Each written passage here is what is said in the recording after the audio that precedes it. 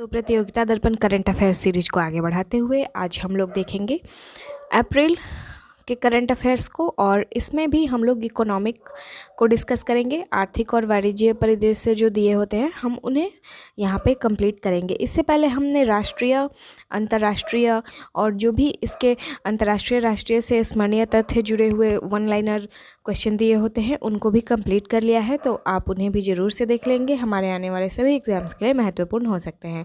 अब यहाँ पे हम देखेंगे कि आज हम क्या क्या पढ़ने वाले हैं। तो यहाँ पे पहला टॉपिक बनता है अनाज की 100% पैकिंग जूट की बोरियों में ही करना अनिवार्य। दूसरा पीएम किसान से रिलेटेड है, और इसके आगे हम वाइब्रेंट विलेज प्रोग्राम के बारे में देखेंगे जो कि अभी काफ़ी चर्चे में है और बहुत ही ज़्यादा महत्वपूर्ण है मेंस और प्रीलिम्स के दृष्टिकोण से भी, तो इसको हम बहुत अच्छे से डिस्कस करेंगे। इसके अलावा गाइस जो भी करंट अफेयर्स दिए गए हैं अगर उनसे रिलेटेड कोई नए करंट अफेयर्स भी बन रहे हैं तो मैंने उसे भी यहाँ पे इंक्लूड किया है। जैसे कि अभी अमित शाह के द्वारा अरुणाचल प्रदेश के किबीथू में वाइब्रेंट विलेज प्रोग्राम की शुरुआत की गई है, तो उसके बारे में भी हम लोग अच्छे से देखेंगे। इसके अलावा आगे भी बहुत सारे करंट अफेयर्स हैं जिसको हमें डिस्कस करने हैं। तो चलिए हम बिना किसी देरी का स्टार्ट करते हैं, पर उससे पहले तो आपको एक क्वेश्चन का आंसर बताना होगा जो कि हम आपसे अभी हमेशा पूछते हैं। तो आज का हमारा प्रश्न है, निम्नलिखित में से किस आयोग या समिति की अनुशंसाओं के आधार पर राष्ट्रीय सांख्यिकी आयोग की स्थापना की गई थी? ऑप्शन है रंगराजन आयोग, लोढ़ा समिति, संथानम समिति या MGK मेनन समिति। तो इसका आंसर आप हमें कमेंट बॉक्स में बताएंगे। अगर आपको आंसर नहीं आते हैं तो कोई दिक्कत नहीं है, वीडियो के एंड में आपको इसके आंसर मिल जाएंगे। तो चलिए हम अपने टॉपिक की तरफ बढ़ते हैं। पहला क्या है? पहला टॉपिक हमने अभी भी देखा कि अनाज की 100% पैकिंग जूट की बोरियों में ही करना अनिवार्य किया गया है। और गाइज इसका जो निर्णय लिया गया है वो आर्थिक मामलों पर मंत्रिमंडल समिति के द्वारा लिया गया है जिसके अध्यक्ष PM श्री नरेंद्र मोदी हैं। और यह किस अधिनियम के तहत इस निर्णय को लिया गया है? जूट पैकेजिंग मटेरियल एक्ट 1987 के तहत लिया गया है, और इसे 2023 से 2024 तक के लिए बढ़ाया गया है। अच्छा, क्या ये पहली बार है जब 100% जो पैकिंग हो रही है वो जूट की बोरियों में हो रही है? जी नहीं गाइस, इससे पहले भी 100% जो पैकिंग है जूट की बोरियों में ही होती थी, और जो 2018 तक जो अनाज की पैकिंग होती थी वो 90% जूट की बोरियों में करना अनिवार्य किया गया था। लेकिन नवंबर 2018 में यह निर्णय लिया गया कि 100% जूट के बैग जो होंगे उसी में अनाजों की पैकिंग की जाएगी। हालांकि यहाँ पे चीनी के लिए 20% ही अनिवार्य किया गया है, और अभी भी ये 20% ही है, तो ये भी बात आप ध्यान रखेंगे। चलिए हम अगर और भी चीज़ों के बारे में देखें कि आखिर में इस तरह के निर्णय क्यों लिए गए हैं, तो जूट के प्रोडक्शन को बढ़ावा देने के लिए, ताकि जो भी जूट का प्रोडक्शन कर रहे किसान हैं उनकी आय में बढ़ोतरी हो। और इसके अलावा अगर हम इसको किसी अदर एस्पेक्ट से देखें तो हम यहाँ पे देख सकते हैं कि जो जूट है ना गाइज वो बायोडिग्रेडेबल होता है। तो यहाँ पे ये हमारे पर्यावरण के लिए भी बहुत ही अच्छा हो सकता है, इसलिए भी ये बहुत ही महत्वपूर्ण है हमारे लिए। तो यहाँ पे अगर आपका प्रश्न बनता है कोई जलवायु परिवर्तन वगैरह या फिर पर्यावरण से रिलेटेड कोई प्रश्न बनता है मेंस में, तो आप यहाँ पे इसको भी इंक्लूड कर सकते हैं। मतलब छोटी छोटी चीज़ों को आप इस तरह से इंक्लूड करेंगे तो आपका आंसर अच्छा बन सकता है। ठीक है, चलिए आई होप आपको ये टॉपिक अच्छे से समझ में आया होगा। अच्छा गाइज़, नंबर 1 पे जूट के प्रोडक्शन में तो वेस्ट बंगाल है। नंबर 2 पे कौन सा राज्य है आप हमें कमेंट बॉक्स में बताएंगे। चलिए हम देखते हैं यहाँ पे अपने नेक्स्ट टॉपिक को, PM किसान योजना की 13वीं किस्त। तो PM किसान योजना की 13वीं किस्त को जारी कर दिया गया है, और ये 27 फरवरी 2023 को ही किया गया है, जिसमें 8 करोड़ 2 लाख पात्र किसान थे, और जो राशि वितरित की गई है वो 16,800 करोड़ की राशि 8 करोड़ 2 लाख पात्र किसानों को वितरित की गई है। इसकी 12वीं किस्त 17 अक्टूबर 2022 को दी गई थी, और इसमें 8 करोड़ पात्र किसान थे। किस्त जारी करने से पहले किसानों को EKYC करना अनिवार्य किया गया था। ठीक है, अब अगर हम देखें तो जो अभी हाल ही में जो 13वीं किस्त जारी की गई है वो फाइनेंशियल ईयर 2022-23 की तीसरी और अंतिम किस्त है। तो इसे आप याद रखेंगे। ये हमारे मेंस के दृष्टिकोण से महत्वपूर्ण हो जाता है और प्रीलिम्स के लिए भी महत्वपूर्ण हो जाता है। तो यहाँ पे हम देखेंगे कि इसकी शुरुआत कब की गई थी। 2018 में इस महत्वपूर्ण योजना की शुरुआत की गई थी। आगे अगर हम देखें तो इसकी पहली किस्त कब दी गई थी, यानी पीएम किसान सम्मान निधि योजना की जो पहली किस्त दी गई थी वो 24 फरवरी 2019 को दी गई थी। तो आप इसे ज़रूर से याद रखेंगे। इसमें प्रावधान क्या किया गया है, दिसंबर 2018 से ये प्रोग्राम शुरू हुआ, उसमें ये प्रावधान है कि प्रति वर्ष 2000 की 3 किस्तें दी जाएंगी और एक वर्ष में 6000 की राशि किसानों को यहाँ पे दी जाएगी उनके फसलों को उपजाने के लिए और भी जो भी इनपुट्स होते हैं उनके लिए।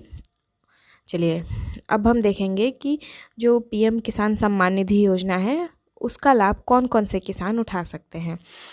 तो गाइज़ ऐसे किसान जिनके पास कृषि भूमि है और उन्हीं के नाम पे वो कृषि भूमि है तो इसका लाभ वे उठा सकते हैं ऑब्वियसली 100%। इसके अलावा अगर हम देखें तो ऐसे किसान जिनके पास कोई भूमि है और वो संस्थागत तरीके से उनको मिली हुई है तो इसके लिए वो पात्र नहीं होते हैं। साथ ही सरकारी विभाग में कार्यरत या फिर उससे रिटायर हो गए पेंशन प्राप्त करने वाले किसान भी इस पीएम किसान योजना का सम्मान निधि योजना का लाभ नहीं उठा सकते हैं। साथ ही में डॉक्टर, इंजीनियर, वकील, चार्टर्ड अकाउंटेंट, ये सारे जो लोग होंगे और मतलब इस पेशे से जुड़े जो भी लोग होंगे वो इस योजना का लाभ नहीं उठा सकते हैं। कृषि भूमि का उपयोग यदि कृषि के अतिरिक्त किसी और कार्य के लिए यूज किया जा रहा है तो वहाँ पे भी किसान इसके लिए पात्र नहीं होंगे। संवैधानिक पदों के पूर्व और वर्तमान धारक, पूर्व एवं वर्तमान मंत्री भी इस योजना का लाभ नहीं उठा सकते हैं। पहले मूल्यांकन वर्ष में आयकर का भुगतान करने वाले सभी व्यक्ति इस योजना के तहत लाभ के पात्र नहीं हैं। यह योजना का लाभ उठाने के लिए किसानों को ई-केवाईसी कराना आवश्यक हो गया है। ठीक है, ई-केवाईसी। तो गाइज अब आप सोच रहे होंगे कि इसका लाभ कौन से किसान उठा सकते हैं। तो जो जिनकी जोतें छोटी होती हैं और जो सीमांत किसान होते हैं उनके लिए इस योजना को शुरू किया गया है। ठीक है, हालांकि बहुत सारे ड्रॉबैक भी हैं जो कि हमें मेंस में पढ़ना होता है इसके बारे में। चलिए हम आगे देखते हैं। नेक्स्ट है बहुत ही महत्वपूर्ण टॉपिक, वाइब्रेंट विलेज प्रोग्राम। इसको हम देखेंगे। गाइज वाइब्रेंट विलेज प्रोग्राम जो है वे बहुत ही महत्वाकांक्षी परियोजना है जिसको अभी केंद्र सरकार के द्वारा शुरू किया गया है।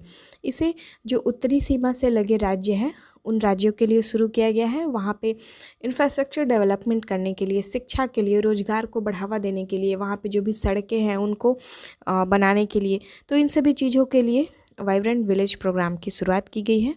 और जब वाइब्रेंट विलेज प्रोग्राम जो है उसका जो उल्लेख किया गया था निर्मला सीतारमण जी के द्वारा किया गया था 2022-23 के बजट के समय ही इसका घोषणा किया गया था। लेकिन जब इसकी मंजूरी दी गई ना वो 15 फेब 2023 को इसकी मंजूरी दी गई, जिसमें वित्तीय आवंटन अगर हम देखें तो 4800 करोड़ का वित्तीय आवंटन किया गया है, जिसमें से 2800 करोड़ का जो राशि होगा ना गाइस वो सीमावर्ती जो भी सड़क हैं उनके निर्माण के लिए इसको यूज़ में लिया जाएगा।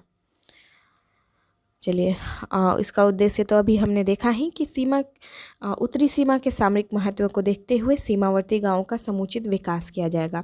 गाइज जो हमारे उत्तरी सीमा है वो काफ़ी हमसे पिछड़ी हुई है, मतलब बहुत ही ज़्यादा वहाँ पे ना शिक्षा है और रोड डेवलपमेंट ये सभी चीज़ें वहाँ पे नहीं है, रोज़गार नहीं है। तो जहाँ पे जो लोगों के लिए एक मूलभूत ज़रूरत होती है अगर वो चीज़ें लोगों को नहीं मिलेंगी तो वो लोग वहाँ से पलायन तो ज़रूर करेंगे।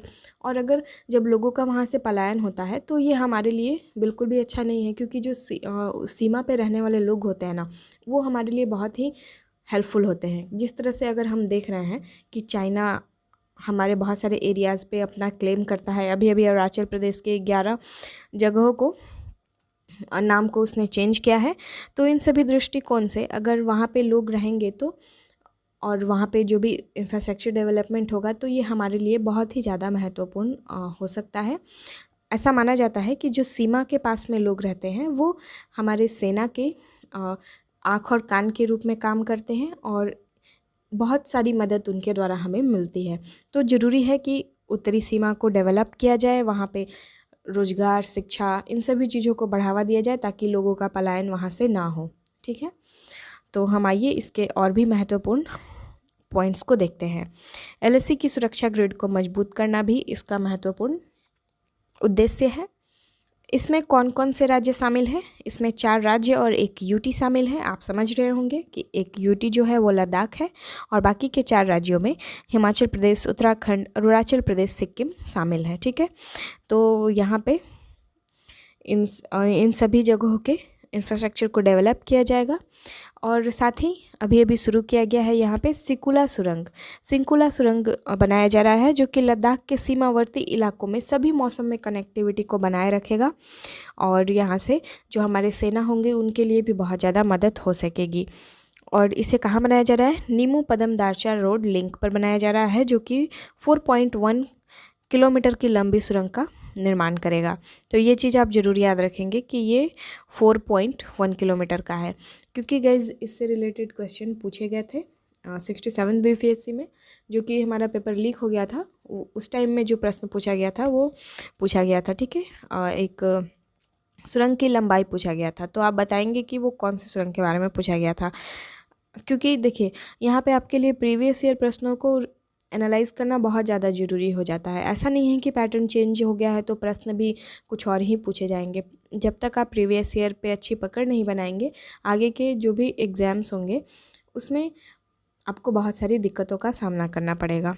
और साथ ही वाइब्रेंट विलेज प्रोग्राम से भी प्रश्न पूछा गया था हमारे प्रीलिम्स में, तो हो सकता है आगे मेंस के लिए भी हमारे इम्पोर्टेंट होगा और आने वाले प्रीलिम्स के एग्ज़ाम के लिए और भी जितने भी स्टेट पीसीएस या यूपीएससी हैं उनके लिए भी महत्वपूर्ण हो जाता है ये। चलिए हम अगर यहाँ पे देखें तो गाइज़ इसमें कितने गाँव को शामिल किया गया है? 2963 गाँव को कवर किया जाएगा, जिसमें पहले चरण में 663 गाँव को शामिल किया गया है। चलिए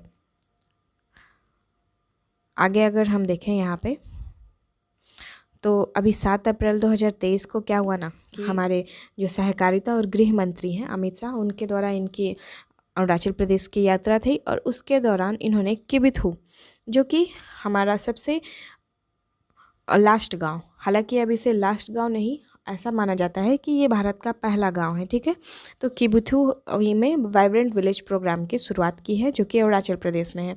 और गाइज जो किबिथू है ना, वहाँ पे भारत की सबसे पूर्वोत्तर सैन्य छावनी भी है। ठीक है, और अभी अभी इस सैन्य छावनी का नाम भी बदला गया है और ये नाम बदल के किसके नाम पे किया गया है? जो हमारे प्रथम सीडीएस थे जनरल विपिन रावत, इनके नाम पे इस जो सैन्य छावनी है उसका नाम किया गया है। तो ये भी चीज़ आप एक याद रखेंगे इससे रिलेटेड। यहाँ पे गृह मंत्री के द्वारा इसकी शुरुआत की गई थी और गृह मंत्री की यह पहली मंत्री बनने के बाद इसमें अरुणाचल प्रदेश के 455 गाँव को शामिल किया गया है, जिसमें कि साथ ही यहाँ पे अमित शाह के द्वारा स्वर्ण जयंती सीमा रोशनी कार्यक्रम के तहत राज्य सरकार के द्वारा निर्माण किया गया 9 सूक्ष्म पनबिजली परियोजना की भी उद्घाटन को किया गया है। तो इसके माध्यम से ये प्रोग्राम ही यहाँ पे इंफ्रास्ट्रक्चर डेवलप करने के लिए है। तो वहाँ पे जल की सुविधा, रोजगार की सुविधा, शिक्षा की सुविधा, सड़क की सुविधा, हस्तशिल्प, ये सभी चीज़ों को वहाँ पे डेवलप किया जाएगा, जिससे कि वहाँ के लोगों का पलायन ना हो। अभी अभी हमने देखा कि जो चाइना है वो अरुणाचल प्रदेश के जो एरियाज़ हैं उस पर अपना अधिकार कहता है। चाइना के द्वारा जो अरुणाचल प्रदेश है उसे जंगनान कहा जाता है। हम लोग तो इसे अरुणाचल प्रदेश कहते हैं, लेकिन जो चाइना है वो इसे जंगनान कहता है और इसे अपना एरिया मानता है। ये दक्षिणी तिब्बत है ना, दक्षिणी तिब्बत का ये एरिया मानता है कि अरुणाचल प्रदेश दक्षिणी तिब्बत का एरिया है। लेकिन ये तो आधिकारिक रूप से हमारा ही हिस्सा है और जो भी यहाँ पे स्टेटमेंट आए हैं चाइना की तरफ से उसको भारत की तरफ से पूरी तरह से नकार दिया गया है। यहाँ पे हम देख सकते हैं कि किस तरह से यहाँ पे ये अपने एरियाज़ को अपना क्लेम करता है। ये अरुणाचल प्रदेश का एरिया है। तो यहाँ पे जो आसपास है ना, ये दक्षिणी जो तिब्बत है वहाँ पे ये एक गांव बसा रहा है और इस गांव का नाम क्या है? जियाओ कांग नाम है इस गांव का। जियाओ कांग नाम का एक गांव यहाँ पे बसा रहा है और धीरे धीरे ये क्या करेगा ना कि हमारे सीमा के तरफ बढ़ना शुरू कर देगा और यहाँ पे अपना जो भी इंफ्रास्ट्रक्चर है उसे डेवलप कर रहा है ताकि धीरे धीरे इस एरिया पे कवर किया जा सके। हालांकि भारत की तरफ से इसे पूरी तरह से खारिज कर दिया गया है और ऐसा कहा गया है कि हमारे अमित शाह जो गए थे गृह मंत्री, उनके द्वारा ये कहा गया कि जो पहले वाला भारत नहीं है, जबकि लोग यहाँ के जो एरियाज़ थे उस पर अपना हक जमा लेते थे, अतिक्रमण कर लेते थे, अब वो भारत नहीं है, अब ये नया भारत है जो कि अपने सुई के नोक के बराबर की ज़मीन भी अतिक्रमण नहीं करने देगा। ठीक है, तो यहाँ पे ये 3 गांव है ना, मुसाई विलेज, उसके अलावा काहो विलेज और यहाँ पे कीबुथू जो कि हमारा सबसे पूर्वोत्तर सीमा है, यहाँ पे मान सकते हैं सबसे पूर्वोत्तर गांव है हमारा। तो इन सभी एरियाज़ पे चाइना अपना हक जमाना चाहता है। आई होप आपको ये वीडियो पसंद आया होगा। अच्छा, जो ये वाइब्रेंट विलेज प्रोग्राम है दोस्तों, उसको कब तक के लिए, इसका जो टाइम पीरियड है वो क्या है, इसे 2022-23 से लेकर 2025 से 24-25 ये 24-25 तक के लिए इसे लाया गया है और जो भी यहाँ पे इसके द्वारा इनिशिएटिव किए गए हैं उनको 2024-25 तक कंप्लीट कर लिया जाएगा। और ये बहुत ही ज़रूरी है कि जल्द से जल्द हम अपने सारे एरियाज़ को, उन सभी पिछड़े हुए जो एरिया हैं उनको अपने हक में ले और वहाँ पे अच्छा से इंफ्रास्ट्रक्चर डेवलपमेंट करें। ठीक है, नेक्स्ट टॉपिक बनता है भारत पाकिस्तान द्विपक्षीय व्यापार। भारत पाकिस्तान के बीच जो द्विपक्षीय व्यापार है वो बढ़ा है गाइज, उसके बारे में ही यहाँ पे न्यूज़ दिया गया है। कितना बड़ा है, 2022-23 के पहले 9 महीने यानी अप्रैल से दिसंबर 2022 में $1.35 अरब द्विपक्षीय व्यापार है दोनों देशों का। ये 2021-22 में पूरे साल भर यानी पूरे फाइनेंशियल ईयर में $51.64 करोड़ था और 2019-20 में दोनों देशों के बीच की बात की जाए तो $83.06 करोड़ ये हमारा द्विपक्षीय व्यापार था। बाद में 2020-21 में ये $32.93 करोड़ रह गया था। यहाँ पे भारत और चीन के बीच में भी द्विपक्षीय व्यापार को कितना है बताया गया है, 87 अरब डॉलर है भारत और चाइना का जो द्विपक्षीय व्यापार है। चलिए अब नेक्स्ट है हमारा टॉपिक, दिसंबर 2022 के अंत में टेलीफोन उपभोक्ताओं की कुल संख्या 1170.38 मिलियन, टेलीडेंसिटी 84.56% हो गया है। अब ये टेलीडेंसिटी क्या होता है गाइस, टेलीडेंसिटी ना एक क्षेत्र के भीतर रहने वाले सभी 100 व्यक्तियों के लिए जो टेलीफोन का कनेक्शन होता है उसी को टेलीडेंसिटी कहा जाता है। ठीक है, चलिए हम यहाँ पे देखेंगे इसके बारे में। तो गाइज यहाँ पे जो इसका डिस्क्रिप्शन दिया हुआ था ना उसको समेट के इन चार्ट्स में कर दिया गया है, इसलिए मैंने उसे वहाँ पे इंक्लूड नहीं किया है, सिर्फ इस चार्ट को ही लगाया है। तो ये हमारे लिए, ये वाला चार्ट हमारे लिए महत्वपूर्ण हो जाता है जिसको कि हम देखेंगे। शहरी टेलीफोन उपभोक्ताओं की संख्या मिलियन में अगर हम देखें तो वायरलेस 627.03 और ये जो सभी आंकड़े हैं मिलियन में हैं, आप ध्यान रखेंगे, और वायरलाइन 25.35 और दोनों का टोटल जो है वो है 652.39 मिलियन है। और दिसंबर माह में जो वृद्धि हुई है वो मिलियन में कितनी हुई है, 0.44 की वृद्धि हुई है और वायरलाइन में जो वृद्धि हुई है 0.27 की वृद्धि हुई है और टोटल जो है वो 0.71 है। हम सिर्फ ये टोटल वाला याद कर लेंगे। ठीक है, इतना ज़्यादा ये सब याद करने की ज़रूरत नहीं है। अब वही अगर हम प्रतिशत में बात करें तो 0.07%, 1.09%, 0.11% और ग्रामीण टेलीफोन उपभोक्ताओं की संख्या मिलियन में अगर हम देखें तो वायरलेस के बारे में बात करें तो 515.89 मिलियन और यहाँ पे वायरलाइन की बात करें तो 2.10%, टोटल 517.99% है। टोटल आप याद कर लेंगे। तो यहाँ पे बहुत सारी चीज़ें दी गई हैं, इनमें से हम इसको भी देख लेते हैं। कुल टेलीफोन उपभोक्ताओं में शहरी उपभोक्ताओं का कुल प्रतिशत कितना है? 54.86% है। 92.35% वायरलेस, ये वायरलेस हो जाता है। यहाँ पे हम देख लेंगे ऊपर में वायरलेस, और ये वायरलाइन है। टोटल मिला के 55.74 हो जाता है। और वही अगर बात की जाए ग्रामीण उपभोक्ताओं की, तो यहाँ पे 45.14%, 7.65% और टोटल 44.26% हो जाता है। तो ये सभी चीज़ों को बहुत ज़्यादा ज़रूरी नहीं है याद रखना, लेकिन हाँ फिर भी आप ध्यान में रखेंगे। ये जो परसेंट है ना, कितना परसेंट टेली डेंसिटी है, तो ये सभी चीज़ों को आप ध्यान में रखेंगे, ठीक है। चलिए अब आगे अगर हम देखें, विभिन्न लाइसेंस्ड सर्विस एरियाज़ में टेली डेंसिटी का प्रतिशत कितना है? अखिल भारतीय स्तर पे 84.56% है। बिहार में अगर बात करें तो 55.18% है। आप ये याद रख लेंगे, हो सकता है प्रीलिम्स में ये क्वेश्चन बने और ये भी आप याद रख लेंगे। और जो भी अदर स्टेट्स के स्टूडेंट्स हैं वो भी अपना याद कर लेंगे। जैसे मध्य प्रदेश में 66.50%, उत्तर प्रदेश में 66.53%। तो इस तरह से ये बढ़ता गया है। और सबसे ज़्यादा अगर हम बात करें तो दिल्ली में है, होना भी चाहिए, ये हमारा कैपिटल है। तो यहाँ पे 227.97% टेली डेंसिटी है। चलिए आगे देखें तो मोबाइल फ़ोन सेवा में विभिन्न सेवा प्रदाताओं की बाजार हिस्सेदारी कितनी है, उसके बारे में बताया गया है। ये दिसंबर 2022 के अंत की स्थिति बताई गई है। कंपनी है यहाँ पे रिलायंस जियो सबसे ज़्यादा 37.14%, भारती एयरटेल 32.16%, वोडाफोन आइडिया 21.11%।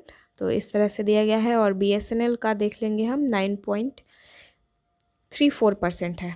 सबसे कम किसका है? रिलायंस कम्युनिकेशन 0.002% है इसका। तो आई होप आपको ये समझ में आ रहा होगा दोस्तों। अगर अच्छा लग रहा है तो प्लीज़ लाइक कर देंगे वीडियो को। रेपो रेट में लगातार छठी बार वृद्धि हुई है, इसके बारे में भी बताया गया है। अच्छा, आई होप आपको रेपो रेट क्लियर होगा कि किसे कहते हैं। तो एक बार हम देख लेंगे कि रेपो रेट क्या होता है। गाइज वह रेट जिस पे RBI, CBI या फिर और जो कमर्शियल बैंक्स होते हैं उनको उधार देती है, उसे रेपो रेट कहते हैं। अब एक होता है रिवर्स रेपो रेट। तो ये रिवर्स रेपो रेट क्या होता है? तो नाम से ही पता चल रहा है उल्टा, यानी कि जब जो कमर्शियल बैंक्स होते हैं उनके पास जब पैसे ज़्यादा हो जाते हैं तो वो RBI में रखने जाते हैं, ठीक है। तो जब वो RBI में रखने जाते हैं तो जिस रेट ऑफ इंटरेस्ट पे वो अपना पैसा रखते हैं RBI में, उसे रिवर्स रेपो रेट कहते हैं, ठीक है। आई होप आपको ये समझ में आ गया होगा। तो ये तो पहले का ही यहाँ पे बताया गया होगा, तो हम देख लेते हैं। रेपो रेट में 0.25% बिंदु की वृद्धि हुई है और ये 6.50% हुई है। हालांकि यहाँ पे अभी 6 अप्रैल को भी इसके बारे में एक रिपोर्ट आया था, जिसको भी हम देख लेंगे। इसके अकॉर्डिंग भी RBI की जो मौद्रिक नीति समिति है उसके द्वारा रेपो रेट को इतना ही रखा गया है 6.50%, और इसे फ़िलहाल अभी इतना ही रखा जाएगा। चलिए, तो बहुत ज़्यादा ये तो एग्ज़ाम्स में नहीं पूछे जाते हैं, फिर भी जो बैंकिंग वाले स्टूडेंट होते हैं ना उनके लिए इम्पॉर्टेंट हो जाता है। चलिए, तो ये सभी चीज़ें हमारे लिए उतनी इम्पॉर्टेंट नहीं है। हम यहाँ पे एक चीज़ देख लेंगे कि 2022-23 में देश की GDP में वृद्धि का RBI का जो पूर्वानुमान लगाया गया है वो 6.4% का लगाया गया है। 2022-23 में पहली तिमाही यानी Q1 से जो आर्थिक वृद्धि है 7.8% की है, दूसरी तिमाही में 6.2% और Q3 में 6.0% और Q4 में 5.3% रहने का अनुमान लगाया गया है। तो ये चीज़ आप याद रख लेंगे। तो ये हमारा आज का जितना भी टॉपिक मैंने यहाँ पे लिया था वो सभी कंप्लीट हो गया है। आगे भी 1-2 टॉपिक और भी इकोनॉमिक्स में बच गए हैं। इकोनॉमिक्स में इस बार के ज़्यादा टॉपिक्स दिए गए थे, तो उन्हें हम नेक्स्ट वीडियो में कंप्लीट करेंगे दोस्तों।